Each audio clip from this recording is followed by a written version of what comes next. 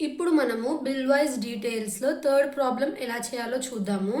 So నేను ఏదైతే question ఇంకా ఆన్సర్ ఉంటుందో రెండు వీడియో ఎండింగ్లో ట్యాగ్ చేస్తాను. ఫస్ట్ ప్రొసీజర్ వినండి, ఆ తర్వాత మీరు ఏం చేయాలి, ప్రాక్టీస్ చేయాలి ప్రాబ్లమ్ని.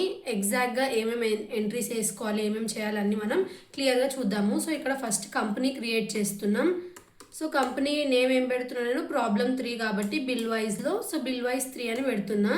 సో డైరెక్ట్గా మీరు ఏం చేసుకోవాలి, కంపెనీ నేమ్ రాసి సేవ్ చేసుకోండి. ఎందుకంటే మనం ప్రాక్టీస్ చేస్తున్నాం కాబట్టి ఈ డీటెయిల్స్ అన్నీ ఇవ్వాల్సిన అవసరం లేదు. ఇంకా ఇక్కడ ఇవి ఏం చేయండి, ఎస్ చేసి ఉన్నవి ఉంచేసి ఆ తర్వాత ఈ ఏదైతే జిఎస్టీ ఉందో దాన్ని నో చేసుకోండి, డైరెక్ట్గా సేవ్ చేసుకోండి. ఇలా సేవ్ అయిపోయిన తర్వాత ఇప్పుడు మనం ఏం క్రియేట్ చేయాలి, లెడ్జర్స్ క్రియేట్ చేయాలి. సో గేట్వే ఆఫ్ టాలీలో క్రియేట్ ఆప్షన్లోకి వెళ్ళి లెడ్జర్స్ ఆప్షన్లోకి వెళ్ళాలి. వెళ్ళిన తర్వాత మనకి ఎన్ని లెడ్జర్స్ ఉన్నాయి, Arvind Kumar. So first ledger ఏంటిది, అరవింద్ కుమార్ రాస్తున్నాను నేను, అరవింద్ కుమార్ అని రాసిన తర్వాత ఇతను ఏమవుతారు, మనకి సన్రీ డేటార్ అవుతారు, ఎందుకంటే కస్టమర్ కాబట్టి. సో సన్రీ డేటార్ అండర్లో తీసుకొని డైరెక్ట్గా నేను ఏం చేస్తున్నా, ఇక్కడ ఇతన్ని సేవ్ చేస్తున్నా. నెక్స్ట్ ఏముంది, మనకి సేల్స్ ఉంది. సో సేల్స్ మనకి ఏ అండర్లో వస్తాయి, సేల్స్ అకౌంట్ అండర్లో వస్తాయి. తీసుకొని డైరెక్ట్గా సేవ్ చేసుకోండి. సేవ్ అయిపోయిన తర్వాత ఇప్పుడు వోచర్లోకి వెళ్ళండి. సో ఫస్ట్ వోచర్ మనకి ఏముంది, F8 ఉంది. సో సేల్స్ వోచర్లోకి వెళ్ళిన తర్వాత ఇది మనం ఎందులో కన్వర్ట్ చేసుకోవాలి, కంట్రోల్ హెచ్ అనేది ప్రెస్ చేసిన తర్వాత ఇక్కడ యాజ్ వోచర్ అండర్లో తీసుకొని డైరెక్ట్గా డెబిట్లో మనకి ఎవరు ఉన్నారు, అరవింద్ కుమార్ ఉన్నారు. ఆ తర్వాత ఇవన్నీ ఎంటర్ చేయండి. 630 రూపీస్ మనకి సేల్స్ అనేది అయింది. New reference.